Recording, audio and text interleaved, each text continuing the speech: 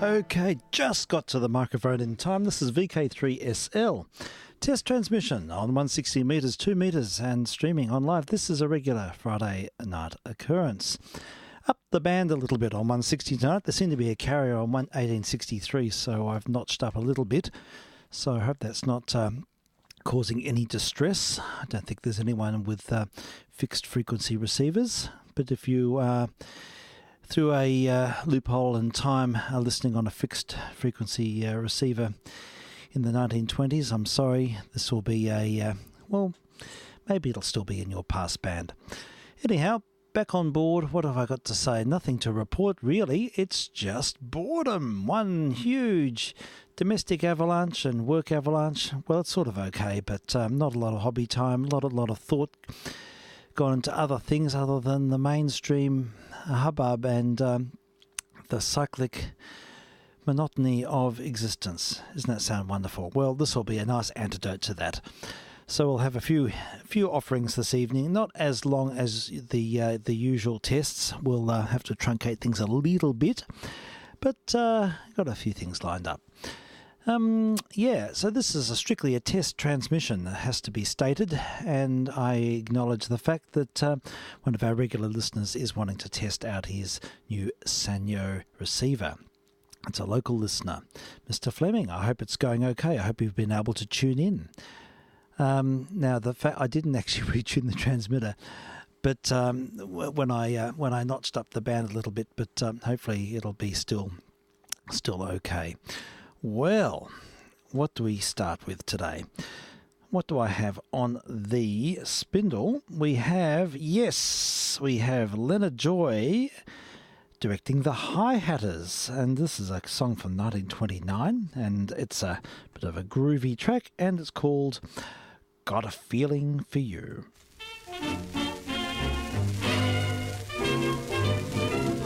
Crazy about your smile, free and easy style. You're a loving child, got a feeling for you. Like a turned up nose, like the bees and bows. From your head to toes, got a feeling for you. Did you ever see somebody who could love somebody much as I love you?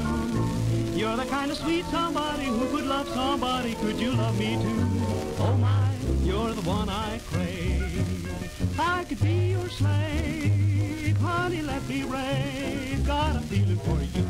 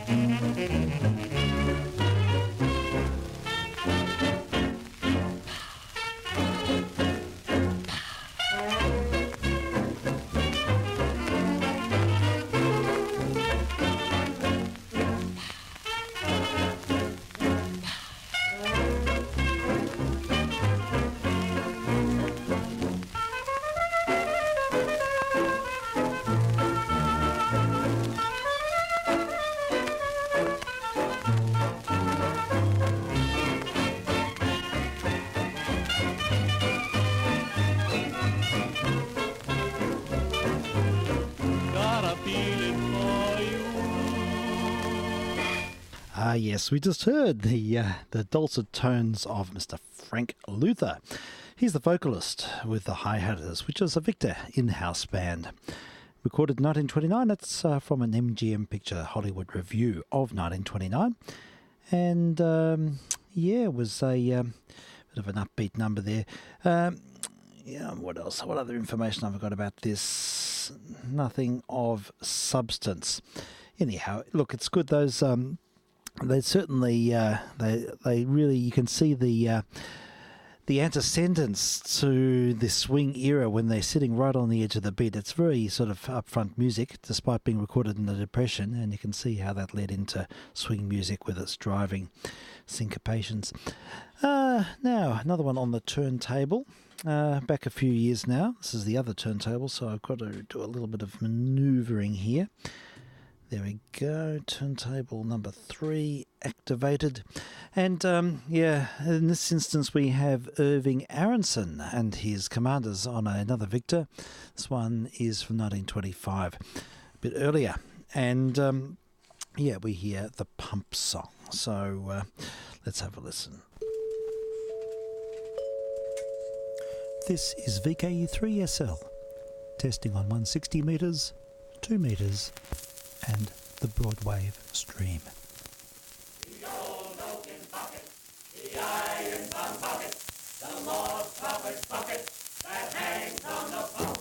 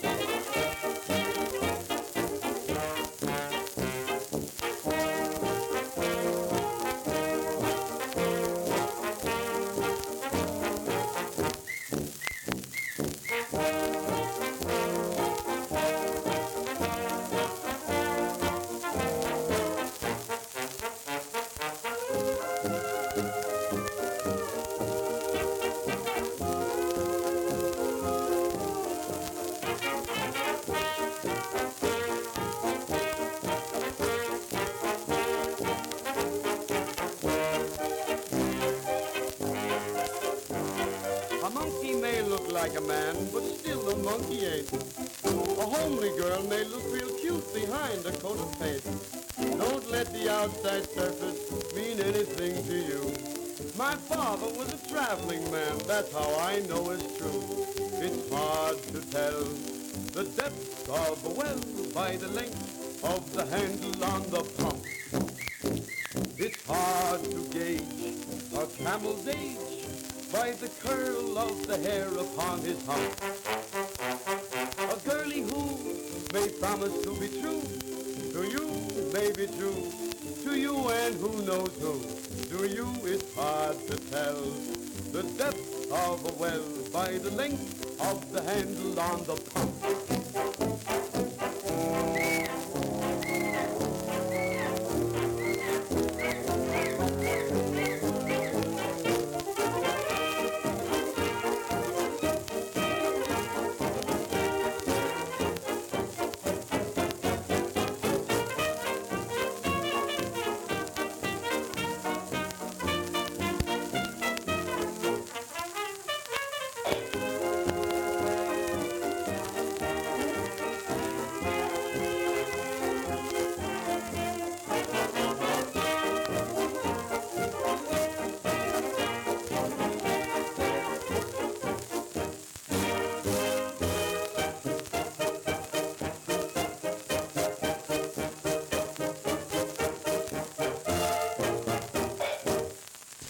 Okay, well, that was Irving Aronson and his Commanders. Now, I believe that record was recorded in 1926. It's got a fairly early EA number, but I think the EA series started in August 1925, so it's about EA 75 or something on that, so it brings it to probably into early 26. And he had a contract with Victor from 26 to 29, apparently. I was reading a little bit about Mr. Aronson. not a very remarkable band, but something that's very captures the spirit of the times. Okay, in 20s, we still have a few more offings in the 20s mania. What else? Other turntable. Turntable 3. What does that have on it? I think it is... Oh, yes, it's Waring's Pennsylvanians. We played a Waring's Pennsylvanians from last time, and to be honest, I haven't taken the record off the turntable. It sat there a week, and I just flipped the side. And the other side happens to be I Scream, You Scream, We All Scream for Ice Cream. This is VK3SL, testing on 160 metres, 2 metres, and the Broadwave streaming service.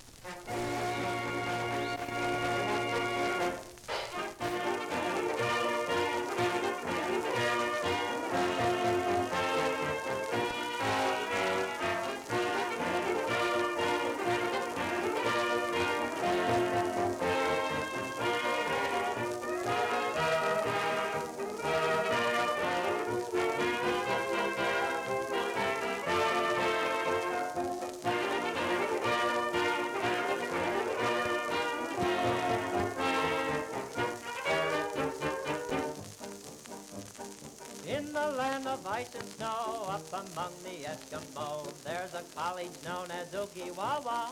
Wah, wah, wah. You should hear those college boys, gee, they make an awful noise when they sing their Eskimo tra-la-la. They've got a leader, big cheerleader, oh, what a guy. He's got a frozen face just like an Eskimo pie.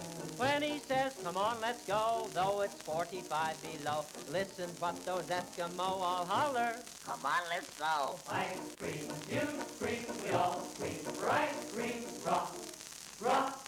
Oogie, wah, wah, rah, rah, rah. Tuesday, Monday, we all scream for Sunday. Woo! Roy Borealis, rah. Boola, boola, sarsaparilla, we've got some chocolate. I'll take the noolah. I scream, you scream, we all scream, right, scream, rock, rock. Ice cream, soda water, ginger ale, pop. Ice cream. You scream. We all scream. Right? Scream. Rock, rock, rock, rock. Ooh, ee, wah, wah. Ice cream, you scream, we all scream, right? Scream, rock, rock, rock, rock. Ooh, ee, wah, wah, wah. Berry.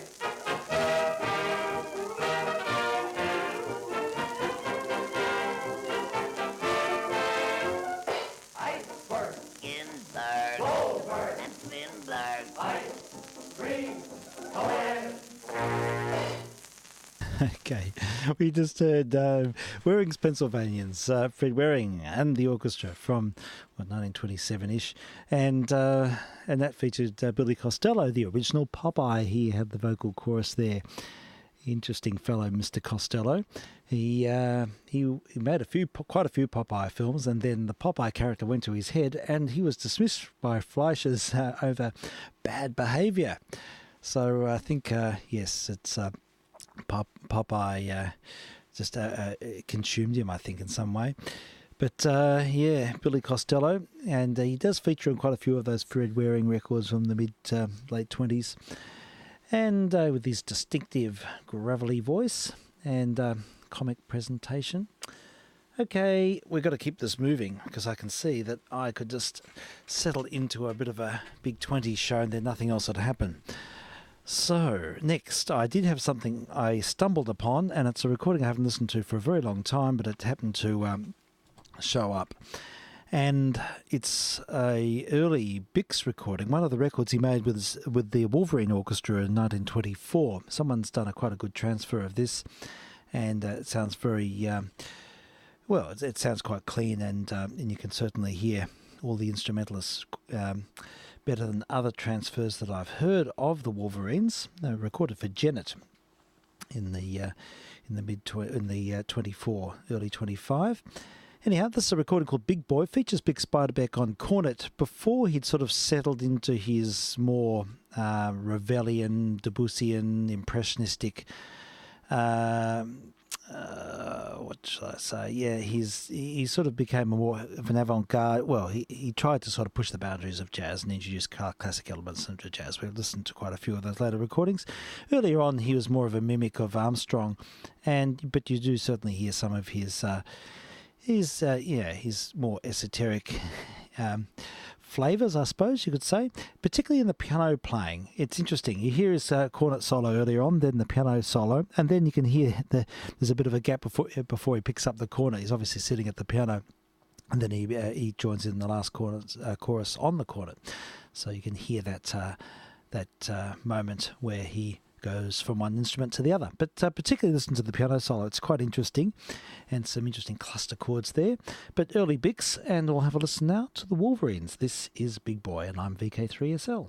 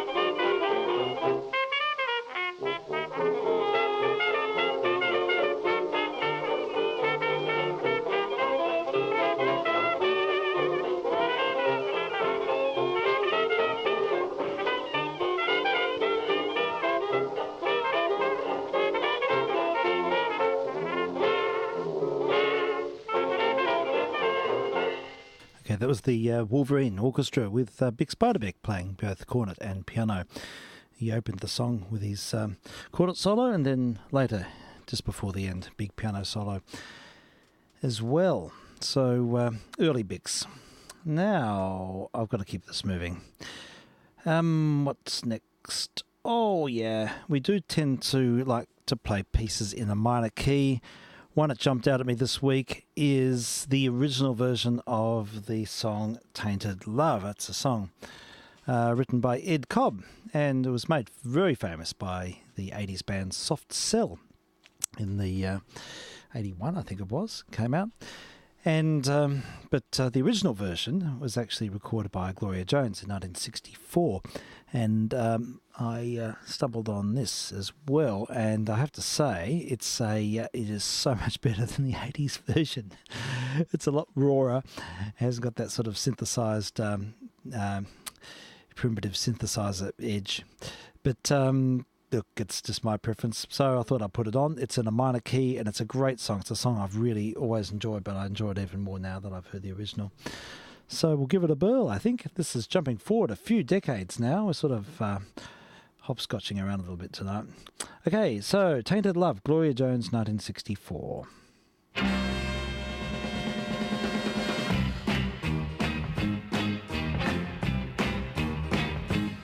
Sometimes I feel I've got to run away. I've got to get away from the pain you drive into the heart of me. The love we share seems to go nowhere, and I was not right.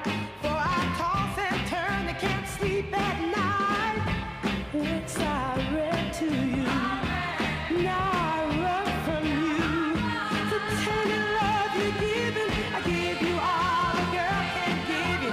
Take not, give, and that's not living. Oh, tainted love, tainted love. Now I know I've got to run away. I've got to get away. You don't really want any love from me to make things right. You need someone to hold you tight and who think love is to play. Well, I'm sorry, I don't play that way. Once I ran to you, now I run from you. The tainted love you're giving, I give you all a girl can give you. Take not, give, and that's not living. Oh, tainted love, tainted love.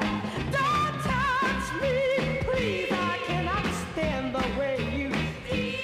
I know you hurt me so. If I do not pack my things and go, tainted love, oh, tainted love, tainted love, oh, tainted love. Talk about the tainted love. Okay, that was the original version of Tainted Love, recorded in 1964 with Gloria Jones. And it's had a few incarnations, that song. In fact, it was recently released by Marilyn Manson. It's a band in the early 2000s, sort of revisited the soft cell version, the 80s hit, which really made the song famous. In fact, originally it was only a B-side, and it was one of those songs that just actually never gained traction. But it's funny how things often succeed on the second or third incarnation. Yay! All right, we've just heard, yes, that was Gloria Jones. All right, what's next? Let's have a look at the playlist. A few things on the list today. Now after doing that, I had a Palm Court record on the turntable, and I forgot to play it. But it's going to be a bit weird playing some Palm Court music after listening to Tainted Love. Maybe we could slide it in later. Right. What we can do, though, is look forward. Yes, I saw it. American Forces Network. Yes, this is a propaganda film made 1953 by the U.S. Army. This popped up on one of the YouTube channels. I thought, oh, yeah, it could be have some interest for these test transmissions. So, yeah, I've actually got a lot of Armed Forces vinyl pressings here, which we should play, actually. Mr. Fleming knows a lot about those, and I should get them out of the garage and utilise them. So this could be a bit of a prompt. But we'll have a listen to the American Forces Network. It goes about 10 minutes, and this will be our OTR offering. And haven't had time to fire anything else up, so we'll let this one tell its story. This is VK3SL. For our last report today, let us look at the American Forces Network, which supplies American-style radio services to our armed forces in Europe. An historic castle in the suburbs of Frankfurt, Germany, is the key station in a vast radio network operated by the United States Armed Forces. In charge of the Frankfurt station, and on hand now to explain the function of the network, is Captain Joseph Given. I'm a reserve officer on active duty with the Army, and I feel fortunate that I may pursue a radio activity while in the uniform. AFN Frankfurt is the key network station of the American Forces Network, and as such has a dual role. We furnish network programming to the rest of the stations in the network, and we also serve our local area of Frankfurt, Heidelberg, and Wiesbaden. From the standpoint of personnel, we have 56 people working here. 41 of those are enlisted men of the American military service, 3 are American civilians, and 12 German nationals. In programming, 80% of our programming is network caliber feed. The other 20% is of a local nature. One of the most important of the network's functions is the broadcasting of news. The Frankfurt station operates a newsroom like that in any large commercial center. News from all over the world comes into the news bureau and is disseminated factually and objectively by announcers in uniform. Celebration of the 36th anniversary of the Russian Revolution. Paris. The French Parliament. American troops rely heavily on these news broadcasts to keep informed on what is happening not only in Germany, but everywhere else on the globe. And in addition to American troops and civilians, many citizens of Europe have come to regard the American radio report as one of the most authoritative sources of information available. And that's it from the Associated Press, the United Press, and the International News Service. The next newscast over this network is scheduled for 15 hours this afternoon. A regular feature of the Frankfurt station is the broadcasting of religious services of all faiths. Ussera Chaplain's Branch presents Jewish Sabbath evening services. Our speaker tonight will be Chaplain Joseph B. Messing, Frankfurt Municipal Detachment. Shema Yisrael, Adonai Eloheinu, Adonai Echad. Hear, O Israel, the Lord our God, the Lord is one. Praise be his name, whose glorious kingdom is forever and ever. And thou shalt love the Lord thy God with all thy heart, with all thy soul, and with all thy might. And these words which I command thee this day shall be upon thy heart. And thou shalt teach them diligently unto thy children, and shalt speak of them when thou sittest in thy house, when thou walkest by the way, when thou liest down, and when thou risest up. And thou shalt bind them for a sign upon thy hand, and they shall be for frontlets between thine eyes. And thou shalt write them upon the doorposts of thy house and upon thy gates, that ye may remember and do all my commandments, and be holy unto your God. Among entertainment programs, music ranks high in popularity. Listeners represent a variety of tastes, so the station gives them a wide selection. Here is a study in sound.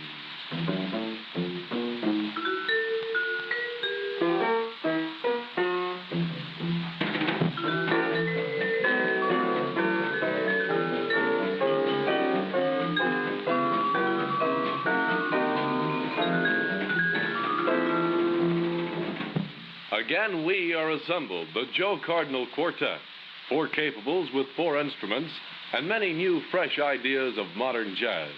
And me, Private Frank Butters.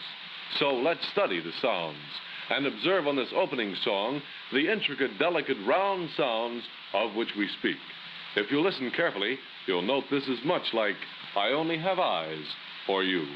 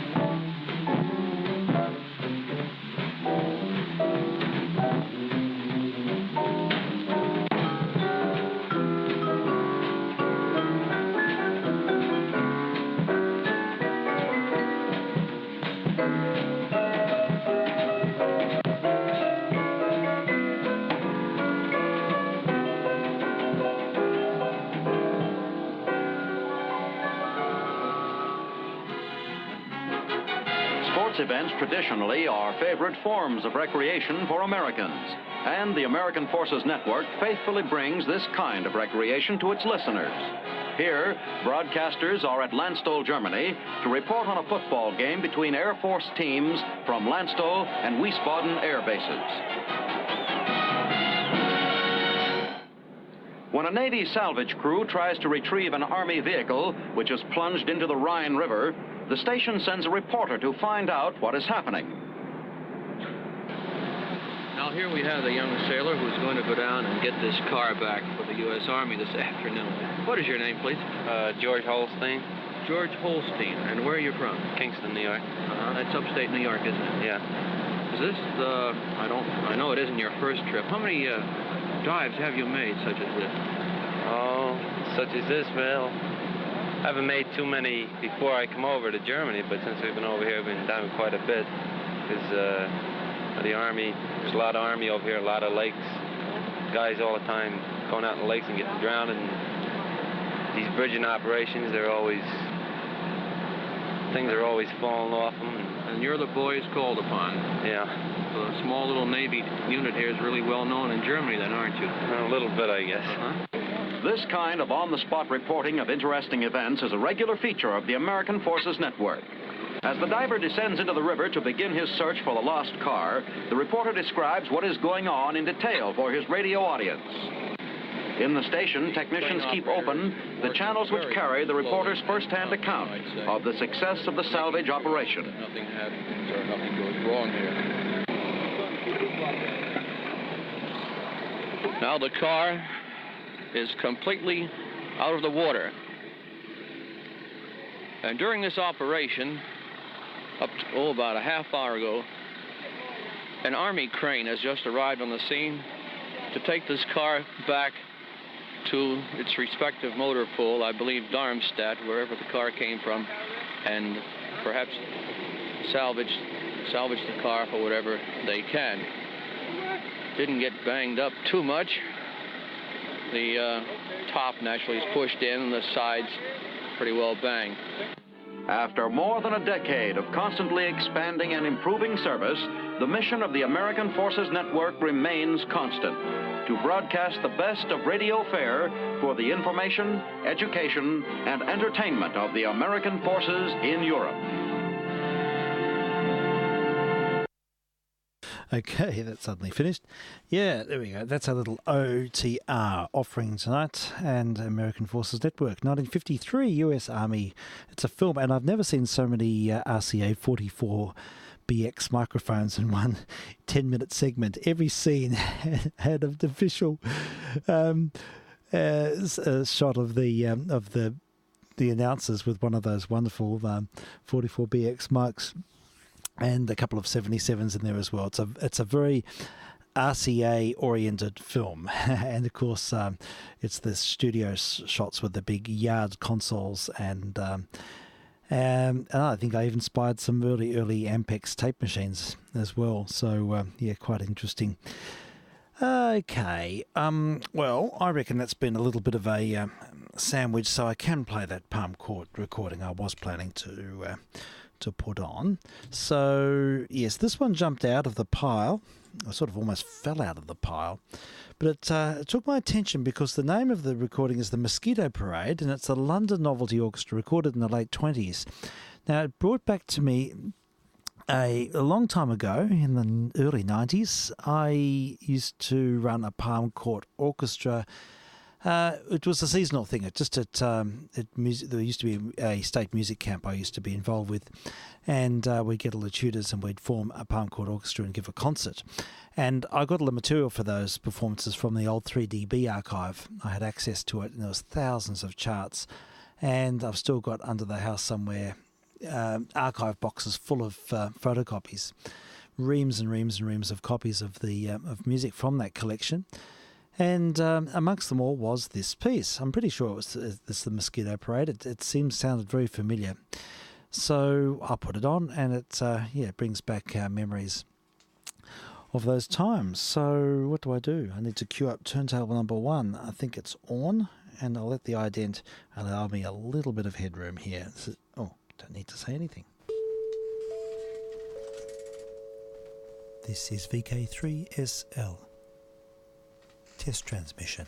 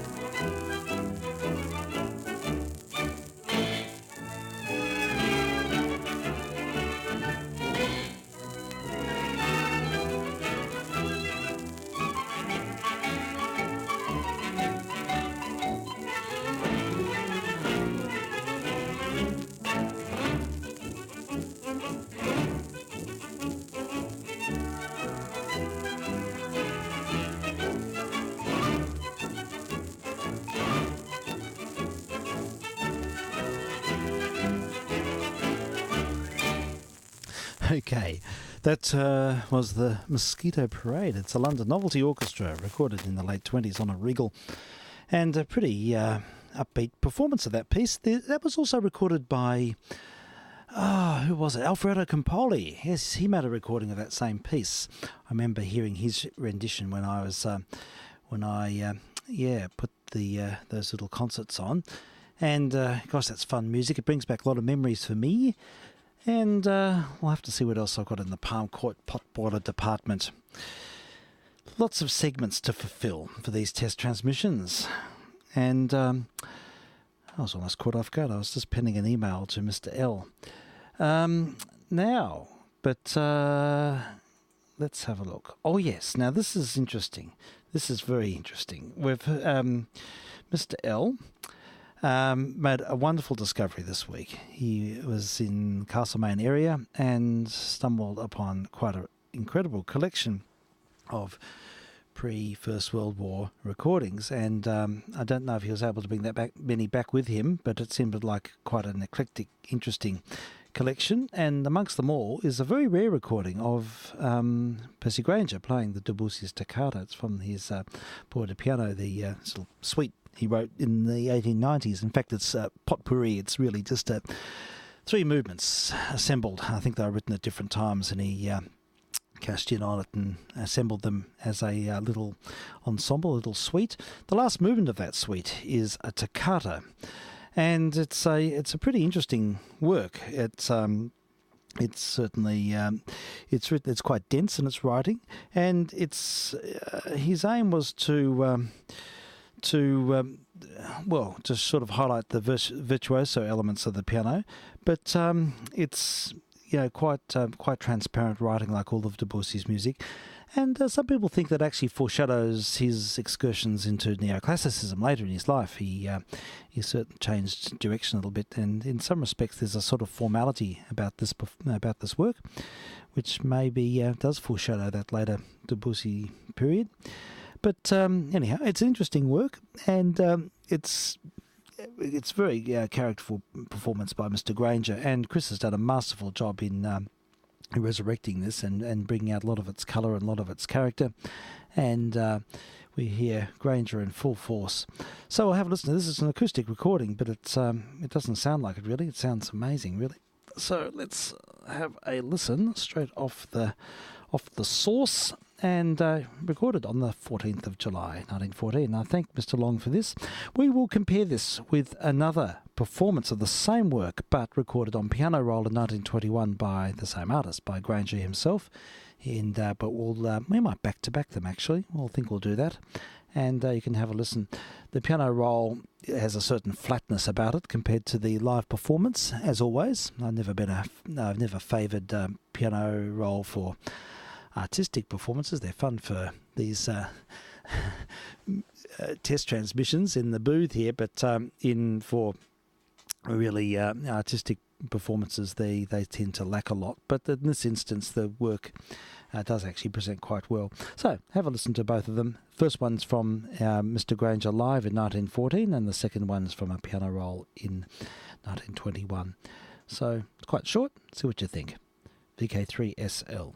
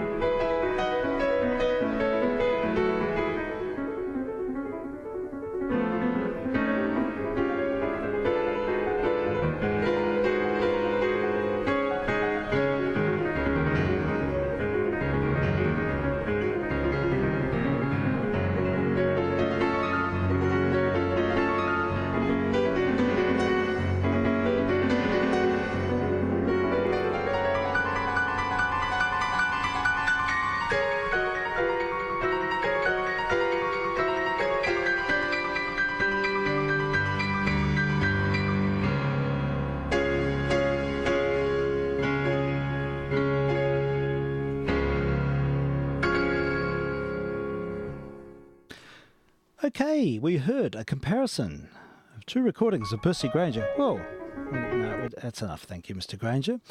He's a bit enthusiastic. He wants to keep playing it. We heard two versions of the Toccata, Debussy's Toccata, played by Percy Granger. First one is a transfer, a remarkable transfer by Mr. L. And thanks so much, Chris, for sharing that. That's great to be able to feature it. It's to my liking, it's more poised than the second one, which is sort of understandable. Piano roll can only do so much, but of course you get a lot more of the flavour of the sound by virtue of having a modern recording.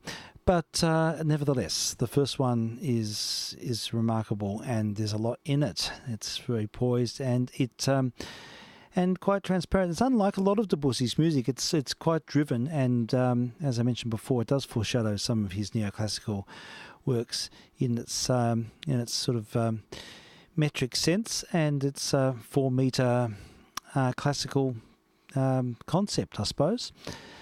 Yeah, good. It's good to hear, really good to hear, and I had no idea that recording existed, so it's great to have it brought to our attention. There's other recordings of it too which would be worth comparing.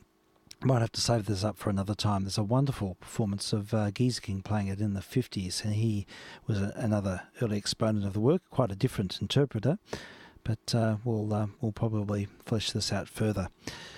So, now, in the 5 minutes I spent compiling this program, I thought I would feature... Now, I thought I'd build it around something, actually. Something quite just happened by chance. I was involved in a concert yesterday. I had to play a cello solo in a concert. And it was quite a lot of people. And one of my colleagues, happened to record me off the side of the stage on a mobile device. And it was just literally on the edge of the stage. And the recording sort of went okay, and I thought, oh look, maybe I could use this as a basis for a bit of a subject. So I think I will. Now, the subject is Mr. W.H. Squire. He was an English cellist who was born in the 1860s, and he died in the 1960s. I think he was nearly 100, 1870s maybe. Anyhow, he had a long career, and he was probably the most famous English cellist of his generation before Cedric Sharp and others came along. He's and he made a lot of recordings in the around the turn of the century. In fact, he made Berliner discs and early G&Ts. And I've got a G&T on the turntable now, so we'll hear a recording of Mr. Squire. Just a very short recording of him playing a small vignette by David Popper, a cello composer, a Hungarian cello composer, who wrote a lot of studies and incidental music for the cello. And we'll hear this little sort of virtuoso piece. It's quite interesting. It's he throws caution to the wind, and he really just goes for it, and it's pretty inaccurate. But having said that, I couldn't play it any better, and it's a look. It's the sort of playing I really love. It's he's a very accomplished performer, but he doesn't play carefully here, and which is sort of nice to hear. So see what you think of this early recording, about 1906 on a G&T, and which turntable is it on? Number 2. There we go. Better get the fader ready. This is acoustic, so it won't sound anywhere near as good as the wonderful acoustic transfer we just heard, which sounds like an electric recording. It was processed so well.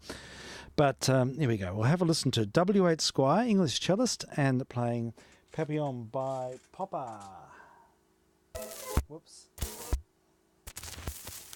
Here we go.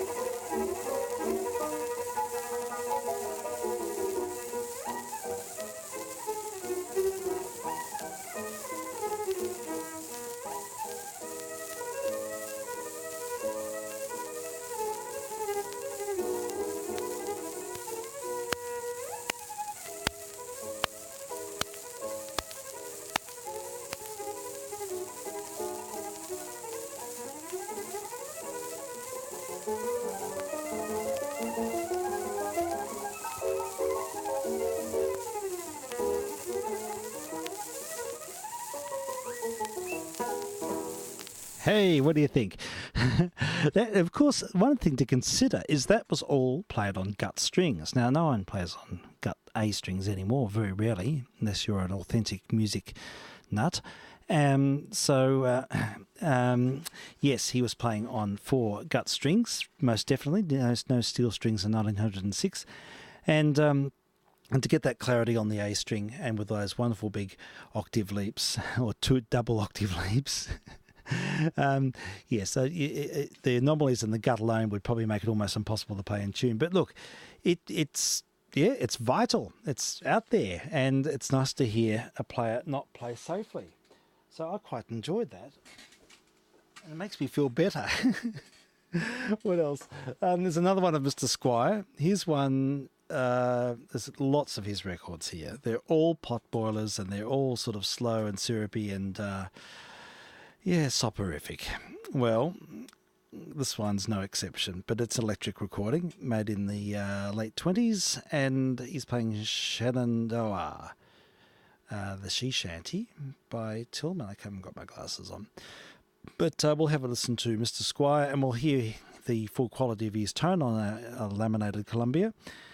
And yes, there's lots here. We could probably go to town and make an hour-long program of Mr. Squire alone, but I'll just play this one, and then I will torture you all with another performance of Mr. Squire's music, which I'll announce afterwards. Anyhow, this is into Shenandoah with Mr.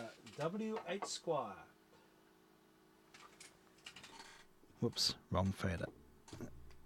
I think I'll just cue that up again. There we go. In and out and on.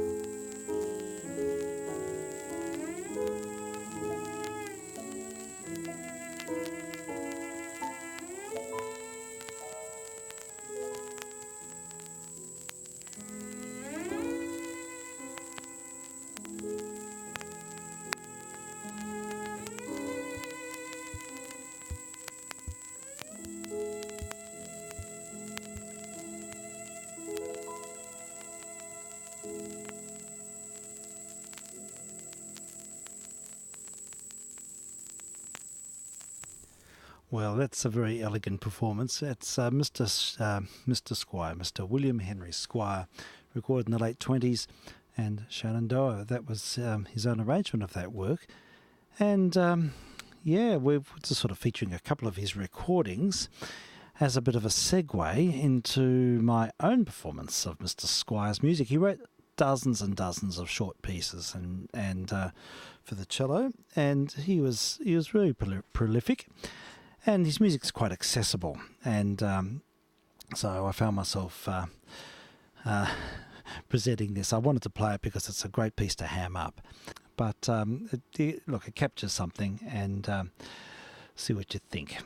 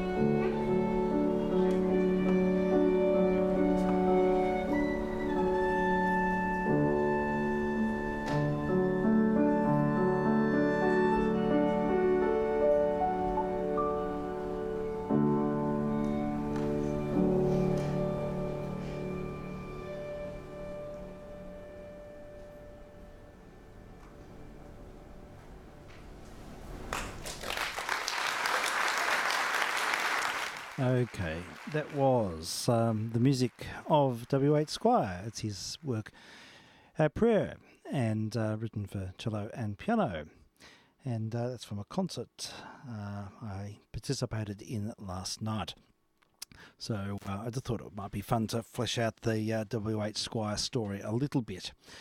He's sort of the quintessential 19th century romantic composer performer, really, in many ways.